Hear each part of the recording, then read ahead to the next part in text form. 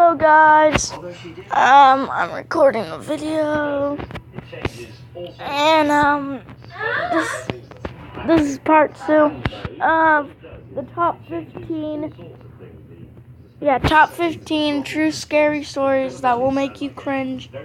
By top 15, go subscribe to top 15 and comment below, and subscribe to my channel, please. Let's go.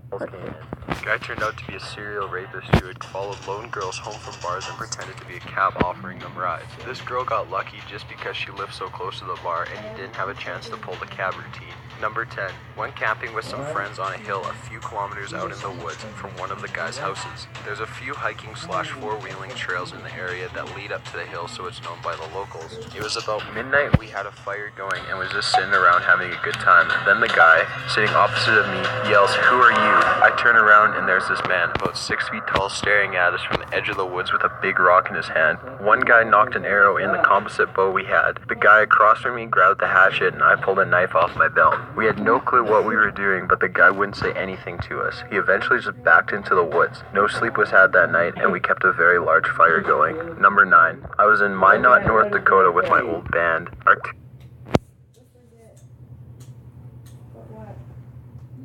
Daddy smokes to keep other people alive.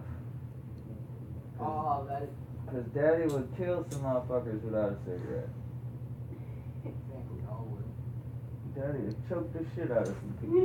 River van blew a head gasket and we were stuck there for a few days. Everyone was tired on day 2, but I was wide awake. I walk for a bit and make it to some scummy bar. I'm obviously not from around there and no one is saying a word to me. After 2 beers, I start to get a tad nauseous and dizzy. I put my head on my hand and try to let it pass, but it keeps getting worse. Suddenly a voice says, "You'll feel pain tonight." I jump and look up and a tall, roughly 40-year-old man is walking to the bathroom, turns back and glances at me. I call my friends and we get the fuck out of there. I slept for 12 to 13 hours and felt awful and loopy the next day. I was roofied. Number 8. This is the first of 2 instances. First, I was alone in the basement playing GTA 4 with my friends on my PC. It gets to about 1 a.m. and we're having a blast, shooting RPGs and throwing grenades willy-nilly. Then I hear a sound that doesn't really fit with GTA.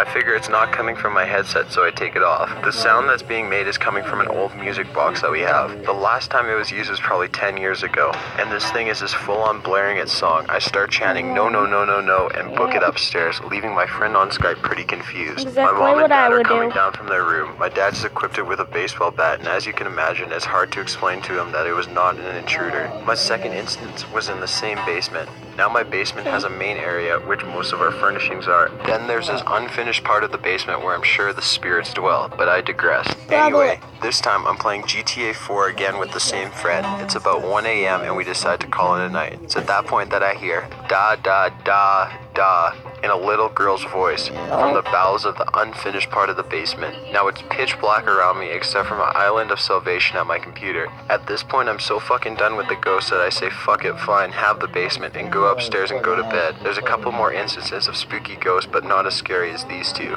Number 7. I live in Sydney, Australia, and this was probably just over... Sorry guys, I'm gonna end this short. I was planning to go like for a couple minutes.